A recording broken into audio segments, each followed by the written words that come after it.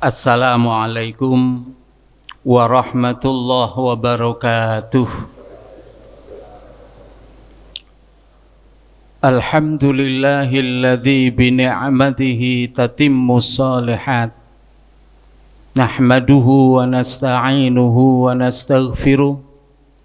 Wa na'udzu billahi min syururi anfusina wa min sayyiati a'malina. May yahdihillahu fala mudhillalah wa may yudlilhu fala hadiyalah. Asyhadu an la ilaha illallah wahdahu la syarikalah wa asyhadu anna sayyidana Muhammadan abduhu wa rasuluh sallallahu alaihi wa ala alihi wa sallama tasliman katsira amma ba'd. Faqala ta'ala ya ayyuhalladzina amanu taqullaha haqqa tuqatih wa la tamutunna illa wa antum muslimun.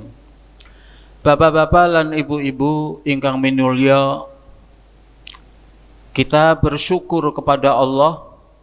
Alhamdulillah ing dinten menika maghrib dinten menika kawula lan panjenengan sami saged hadir ing masjid ingkang mulia ini dalam acara majelis taklim yang juga mulia.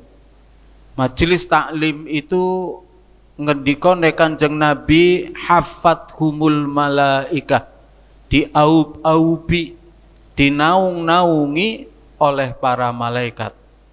Malaikat mengaub-aubi, menaung-naungi kita semuanya, mendoakan kepada Allah, memohonkan ridho dan ampunan bagi kita yang ada di majelis ilmu.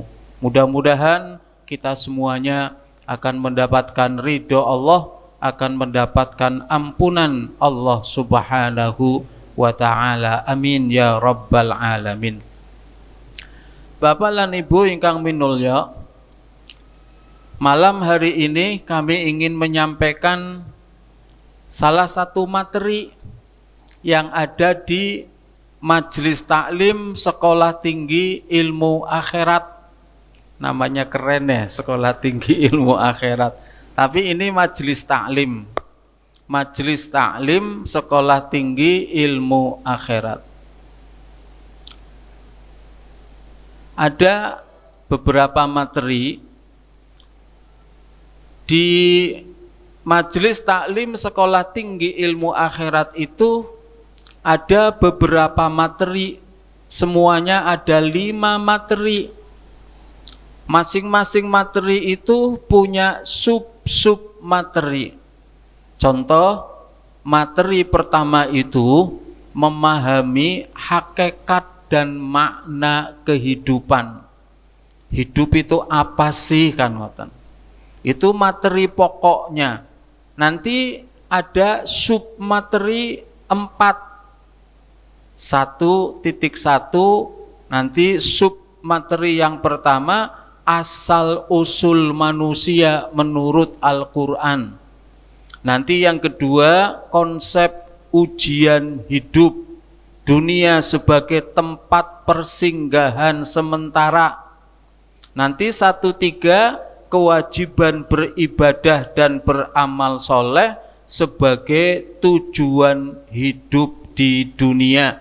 Nanti pertemuan keempatnya kehidupan akhirat sebagai balasan amal manusia di kehidupan yang pertama. Ini materi pertama. Nanti materi keduanya itu kiat menggapai husnul khotimah. Nanti ada 4 sub materi lagi. Nanti materi yang ketiga adalah berkawan dengan sakaratul maut. Nanti ada 4 sub materi lagi. Nanti yang keempatnya adalah tips memperberat timbangan amal kebajikan. Nanti ada 4 sub lagi. Nanti yang terakhir itu materinya yang kelima itu surga ataukah neraka rumah masa depan kita. Nanti ada 4 sub materi lagi. Bapak dan Ibu, ini materi yang pertama memahami hakikat dan makna kehidupan. Kita masuk ke sub materi yang pertama, asal usul manusia menurut Al-Quran. Kenapa kita sampaikan menurut Al-Quran? Kalau menurut ilmu pengetahuan, nanti kita harus membahas tentang evolusi manusia. Charles Darwin yang katanya manusia itu berasal dari kera. Bapak Ibu mau enggak kira-kira kalau kita ternyata berasal dari kera? Itu menurut Charles Darwin. Maka kita mengabaikan sajalah yang perspektif ilmu pengetahuan, karena belum tentu pasti wong itu buah karya manusia. Kalau Al-Quran itu Allah, produk Allah, maka pasti penuh dengan kepastian. Maka kita hanya akan membahas asal usul manusia menurut Al-Quran.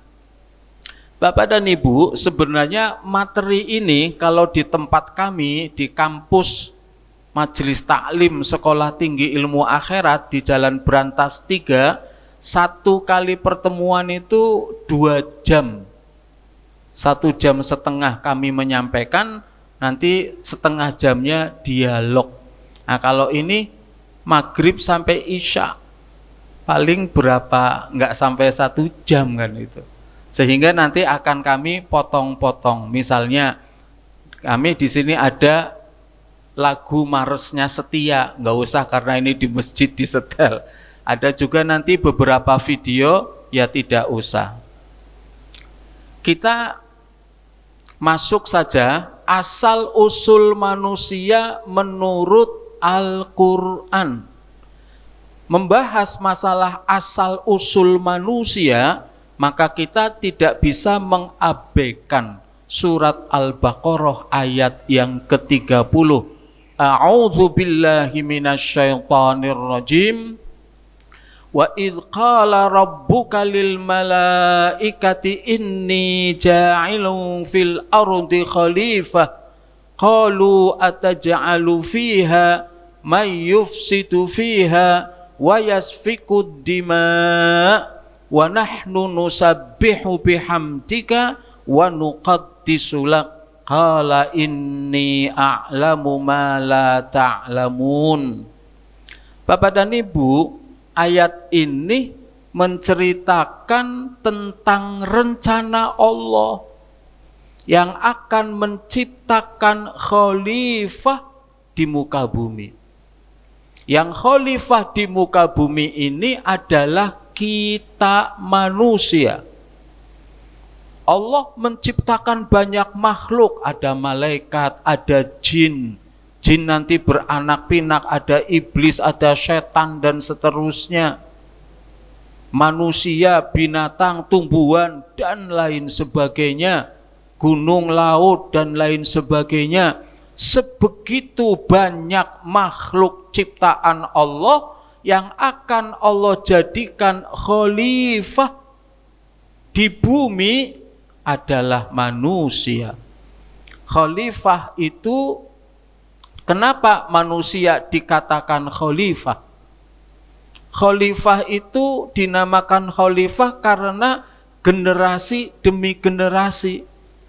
Manusia itu dari generasi Nabi Adam, nanti keturunan bawahnya, nanti keturunan bawahnya, terus berganti-ganti generasi demi generasi. Negara kita saja mengenal beberapa era. Ada era Orde Lama, ada Orde Baru, ada Orde Reformasi. Sekarang Orde Nopo sekarang? Reformasi jilid 2, eksekusi apa revolusi. Dinamakan khalifah karena bergenerasi demi generasi, silih berganti.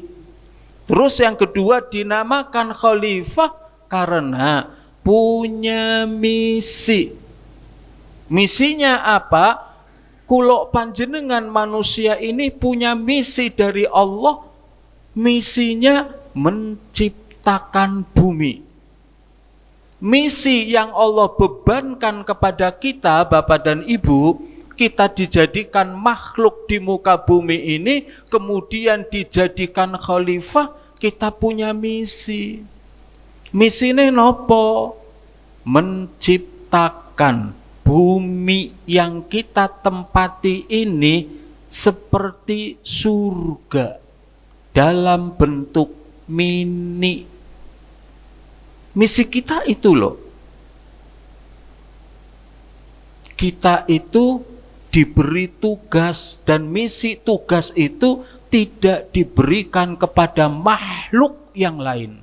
Malaikat tidak. Jin, iblis tidak.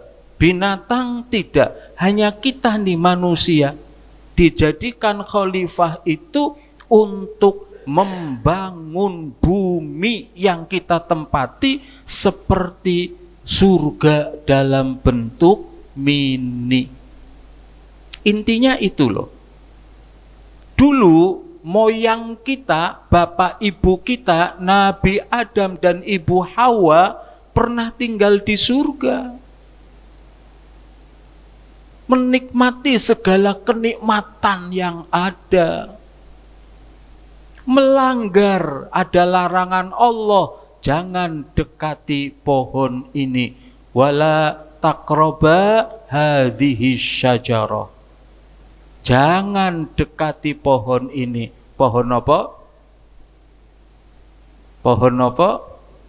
Khuldi. Bapak Ibu, khuldi itu bukan nama pohon itu. Khuldi itu bukan nama buahnya. Bukan. Namanya pohon apa? Tidak ada namanya. Allah tidak memberi nama. Allah saja tidak memberi nama. Allah hanya berkata, hai Adam Hawa, jangan mendekati pohon ini. Hanya mengatakan pohon ini. Loh, kok itu katanya pohon khuldi, buah khuldi? Justru yang mengatakan khuldi itu iblis. Iblis ketika menggoda Nabi Adam dan Ibu Hawa agar mau makan buah itu. Iblis itu kan diusir oleh Allah dari surga. Padahal iblis lebih dulu menempati surga. Sebelum Nabi Adam diciptakan sudah ada iblis di surga, menikmati kenikmatan surga. Begitu Nabi Adam diciptakan, Ibu Hawa diciptakan, iblis kalah pamor. Kenapa kalah pamor? Karena Nabi Adam diajari ilmu. Wa 'allama Adamal asma'a kullaha. Setelah ayat ini 31, nanti wa 'allama, Nabi Adam diajari aneka macam nama, semua nama yang ada di surga diajarkan. Karena diberi ilmu, terangkatlah derajatnya. Karena terangkat derajatnya, seluruh penghuni surga, malaikat, iblis dan lainnya disuruh sujud kepada Nabi Adam. Sujud bukan menyembah, sujud respek, hormat. Tapi iblis dengan kesombongannya merasa lebih senior, merasa lebih mulia, merasa lebih tinggi derajat.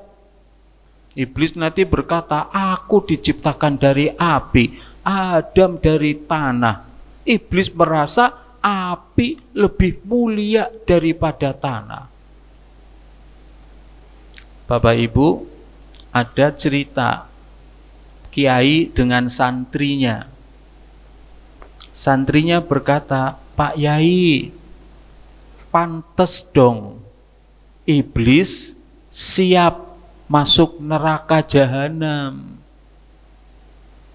Siap, kan divonis, diusir dari surga karena nggak mau sujud. Selain diusir juga divonis kalian nanti akan menghuni neraka jahanam.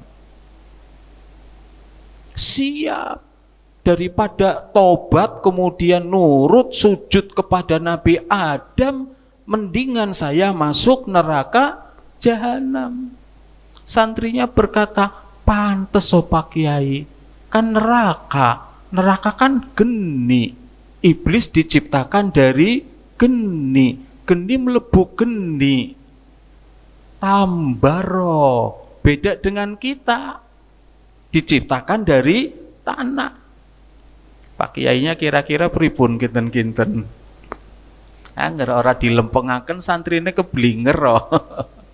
Akhirnya Pak Yainya ngambil tanah garing, gelondongan, kamplengaken di sini, di pelipisnya santrinya. Wah, aduh Pak Yai, dan ini kon aduh kenang apa? Lah kue pakai ngampleng, si kenang apa? Lara sakit.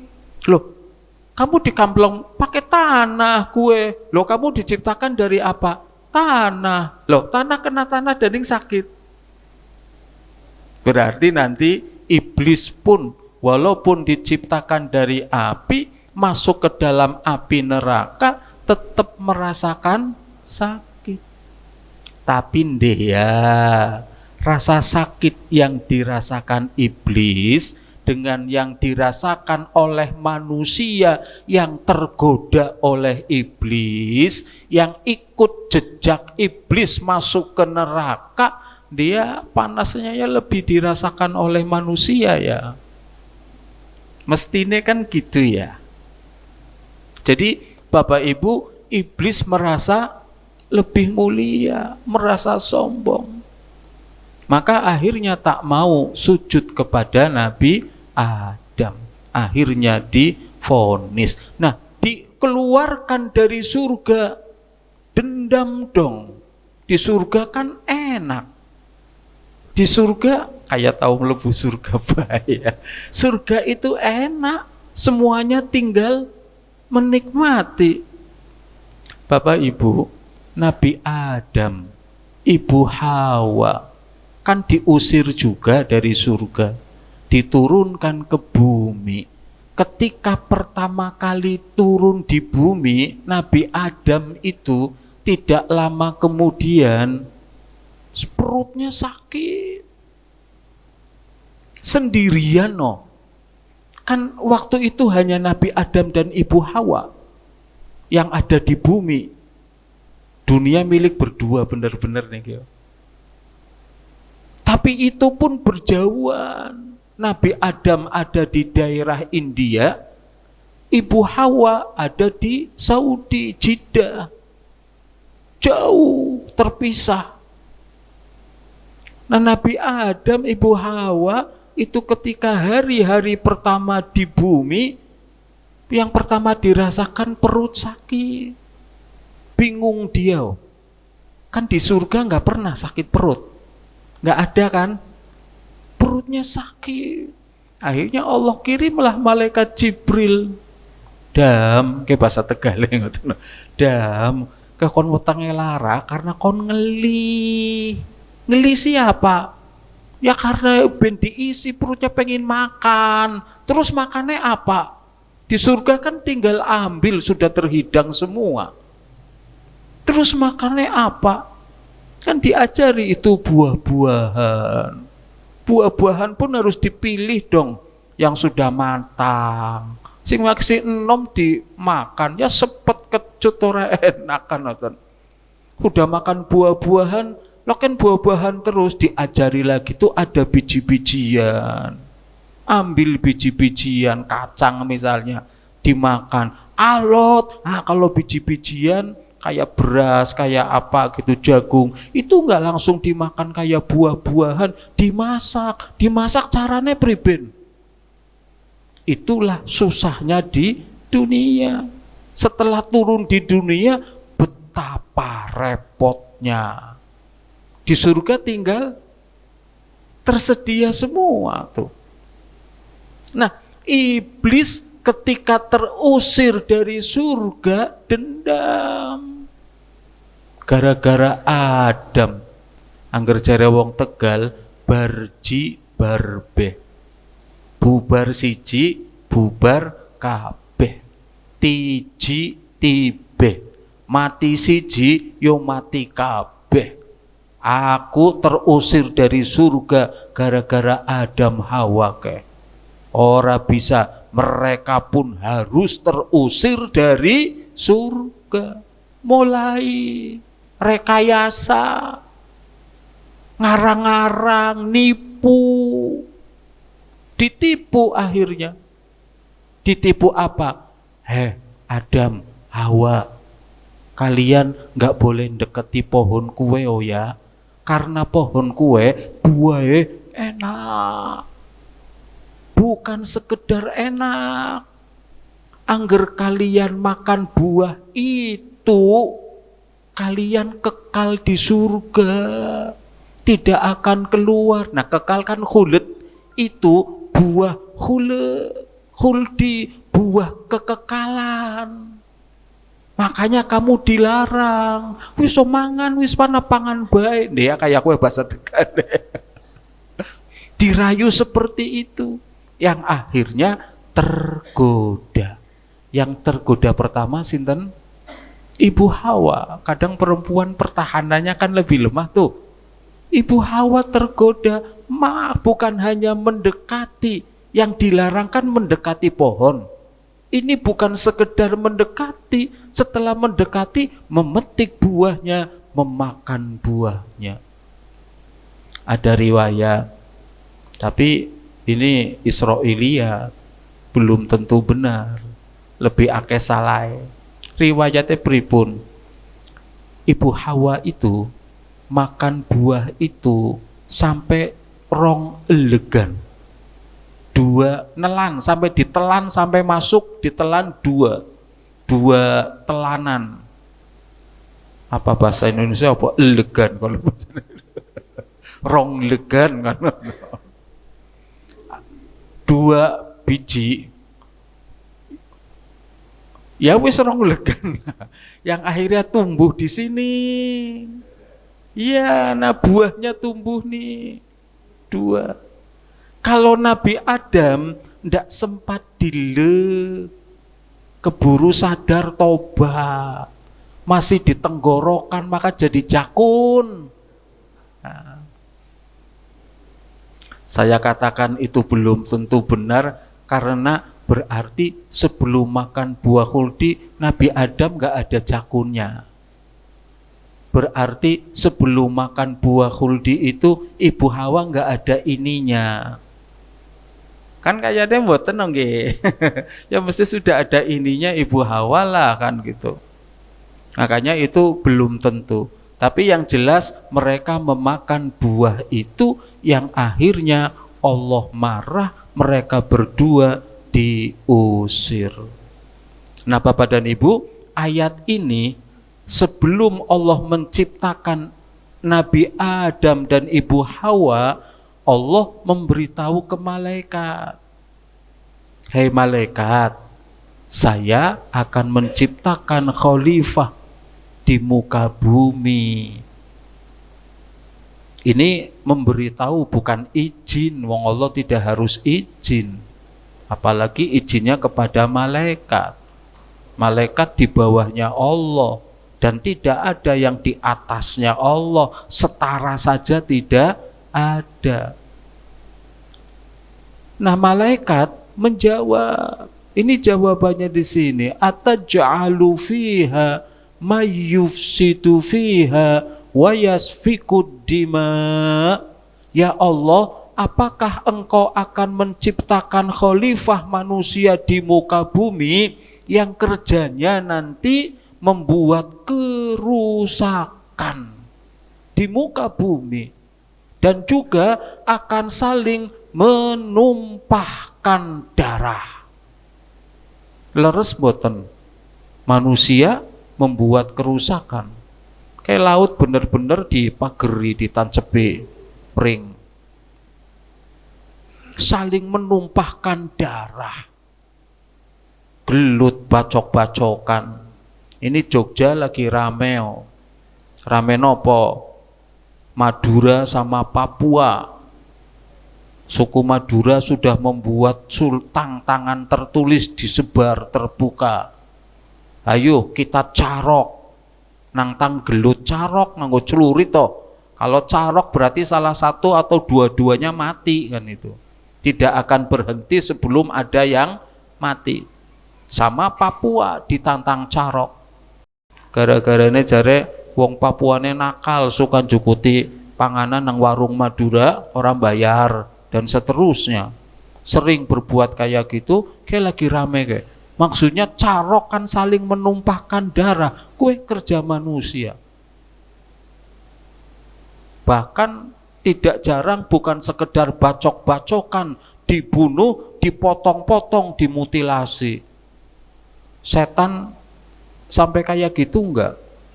Melakukan mutilasi kayak gitu enggak ya. Tapi manusia sampai begitu tuh.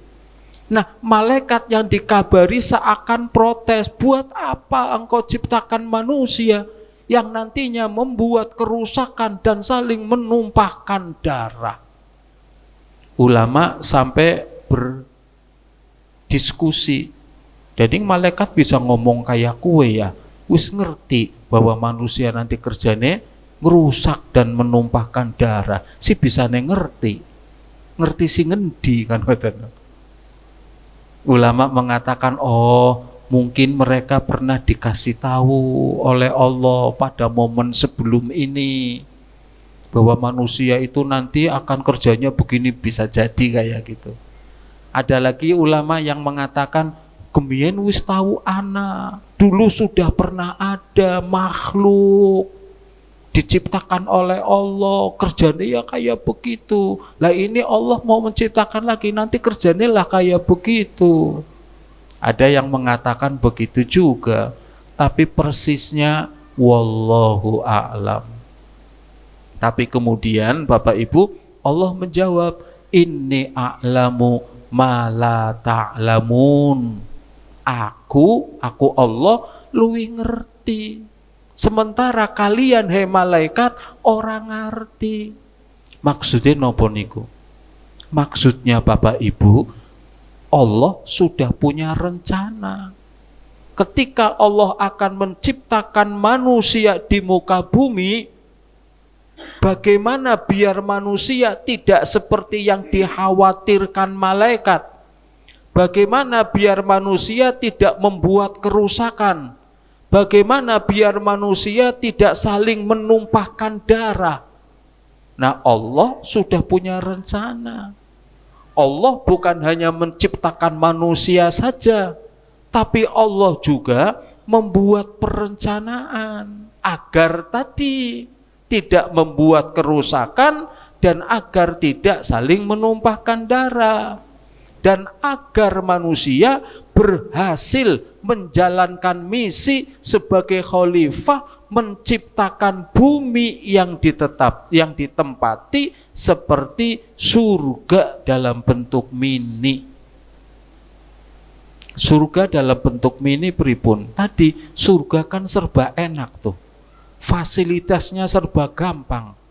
Terus di surga ndak ada orang tukaran.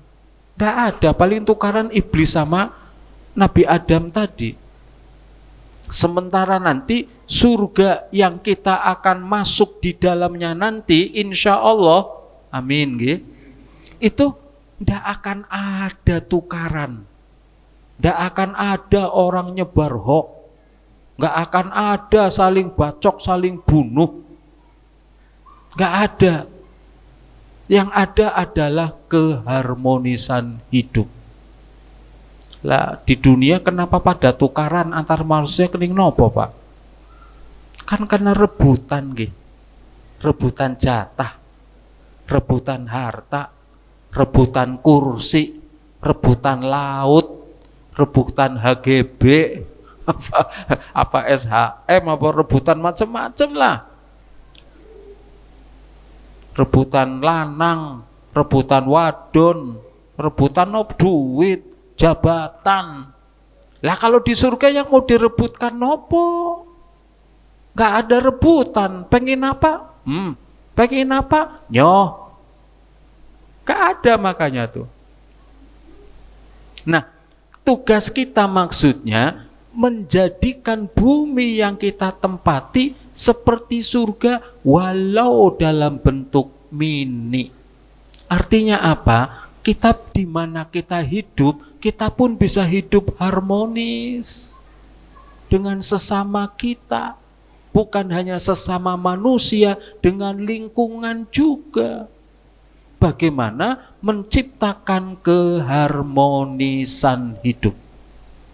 Kalau kita bisa menciptakan keharmonisan hidup tadi, tidak ada orang yang mendolimi satu sama lain, tidak ada yang menganiaya, tidak ada yang saling gempar, tidak ada yang saling caci. Yang ada sebaliknya, saling asah-asih asuh, saling menolong, saling membantu, saling menghias bibir dengan senyuman. Harmonis. Kalau berhasil menciptakan keharmonisan seperti itu, maka silahkan kembali ke surga. Itu keharmonisan. Kemudian fasilitas di surga kan serba enak. Kita mampu nih. Ini sekarang ada model kayak begini, belajar model kayak begitu. Ada HP yang teknologi canggih, ada jalan tol, ada pesawat, permainan sepak bola di belahan bumi manapun, dimanapun bisa dilihat. Ada sarana kayak begini, habis ini tayang di YouTube, semua orang bisa melihat, bisa mendengar. Lulus manusia dalam hal sarana hidup. Tapi yang gagal, kebanyakan gagal menciptakan keharmonisan. Nah, Bapak Ibu yang tadi, inni a'lamu ma la ta'lamun. Kalian he malaikat, pantes kalian sanksi. Karena kalian nggak ngerti bahwa saya punya rencana agar manusia tidak membuat kerusakan dan saling menumpahkan darah. Apa rencana Allah? Diberi kelengkapan hidup. Dan itu kita loh, manusia yang diberi karena menjadi khalifah tadi itu. Apa kelengkapan hidup kita? Yang pertama namanya gharizah, insting, naluri. Kita dikasih itu. Tapi ternyata bukan hanya manusia, hewan, tumbuhan pun diberi insting, diberi naluri. Itu pohon merambat, di atasnya ada tembok, wis otomatis akan melengkung dewek. Nalurinya tumbuhan itu. Hewan-hewan di gunung kalau mau meletus, nalurinya turun. Itu naluri yang pertama. Tapi tidak hanya manusia, hewan, tumbuhan pun diberi. Yang kedua, diberi indera. Kita manusia panca indera, 5 indera. Ada indera penglihatan, ada pendengaran, ada penciuman, ada yang untuk merasa, kulit terasa ini terasa itu, ada lisan untuk bicara dan seterusnya. Dikasih indera. Karena kita makhluk berpindah tempat, butuh mata, butuh telinga. Tumbuhan nggak dikasih karena nggak berpindah tempat. Hewan berpindah tempat dikasih penglihatan, telinga. Kita karena lebih lebih luas kebutuhannya, tidak hanya penglihatan dan pendengaran. 2, yang ketiga hanya manusia yang diberi akal. Akal kenapa di sini? Akal pikiran ini. Kambing juga ada polo, sapi ada polo, tapi nggak bisa untuk mikir. Kita dikasih polo, tapi berfungsi untuk berpikir. Hanya kita.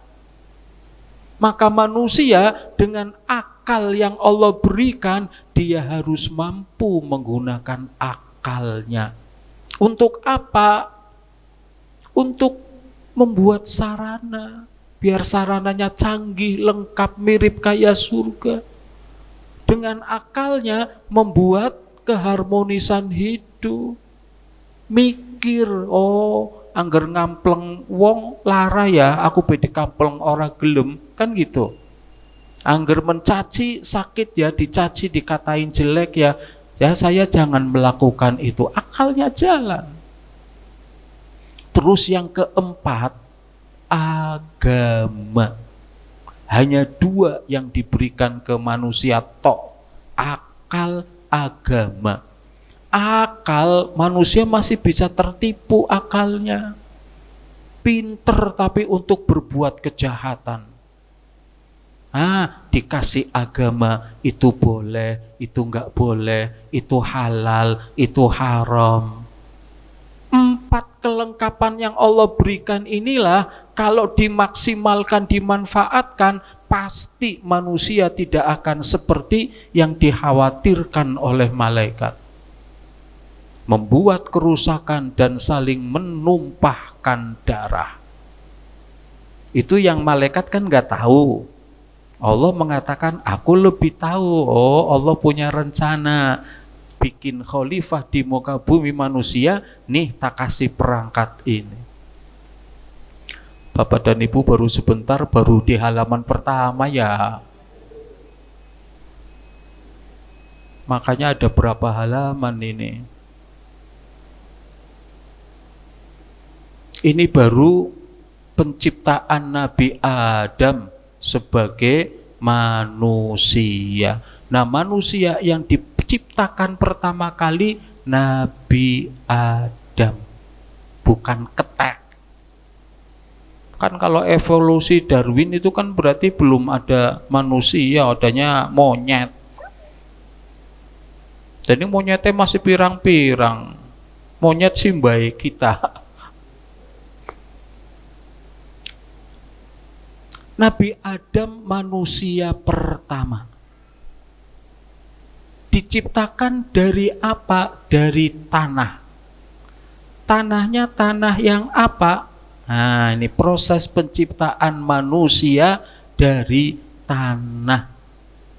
Tanah sebagai bahan dasar penciptaan manusia, dalam hal ini Nabi Adam.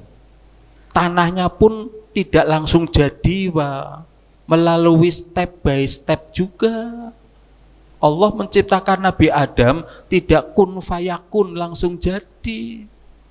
Melalui step by step. Pertama turab, itu ada di surat Al-Hajj ayat yang kelima. Surat 22 ayat kelima. Bahwa Allah menciptakan manusia itu min turab. Turab itu debu. Debu yang partikel kecil, terkecil tanah itu loh. Debu kan itu. Semakin kalau debu kan kalau sedikit. Kalau debu menggunung banyak jadi gunung. Tapi kalau partikel kecil kan debu yang untuk tayamum tuh. Kan paling berapa biji debu kan. Nah, setelah debu kemudian lumpur hitam, hamaim masnun, surat Al-Hijr ayat 26. Hamaim masnun, lumpur hitam. Dinamakan lumpur, tadi kan debu. Debu ini kemudian jadi lumpur. Berarti debu itu bercampur dengan air, iya kan? Lumpur kan berarti ada airnya. Lumpur yang becek. Berarti manusia diciptakan dari tanah, tapi ada masuk unsur air. kemudian dari lumpur hitam, lumpur yang becek menjadi tinin lazib, tanah liat basah. Tanah liat basah. Tanah liat tadi debu, kemudian lumpur becek, kemudian tanah liat. Kalau dari lumpur berubah jadi tanah liat berarti airnya berkurang kan? Airnya berkurang karena apa? Ada unsur udara. Akhirnya menguap. Ada unsur udara, akhirnya menguap. Airnya menguap, akhirnya jadi kering, airnya berkurang, jadi tanah liat. Berarti masuk lagi unsur udara. Awalnya unsur tanah, kemudian masuk unsur air, masuk lagi unsur udara. Baru kemudian menjadi solsolin kalfakhor, tanah liat kering, tembikar, kayak genteng yang baru dicetak itu loh, bata yang baru dicetak, belum dibakar. Kering, kering artinya airnya semakin berkurang.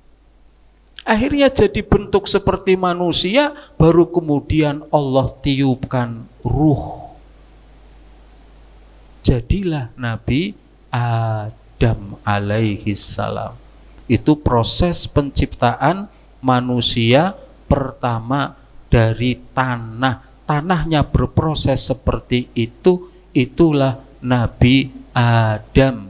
Setelah tanah dipersiapkan Allah, membentuk tanah itu menjadi wujud manusia. Dalam surat Sajadah ayat 7-8 dijelaskan Allah membentuk manusia secara sempurna dari tanah sebelum ditiupkan ruh ke dalamnya.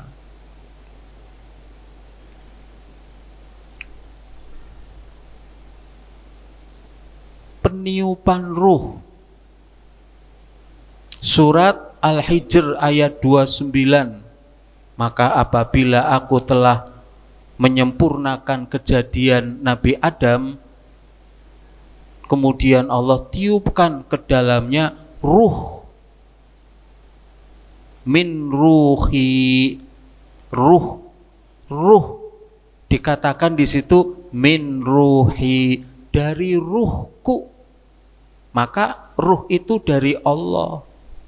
Maka ruh itu dimensinya atau apa ya, nilainya, derajatnya jauh lebih tinggi daripada jasad. Ruh itu awalnya kan ada di dulu yang kemarin yang kita etape alam arwah. Kalau kita nanti di rahim ibu kita 4 bulan baru ditiupkan ruh.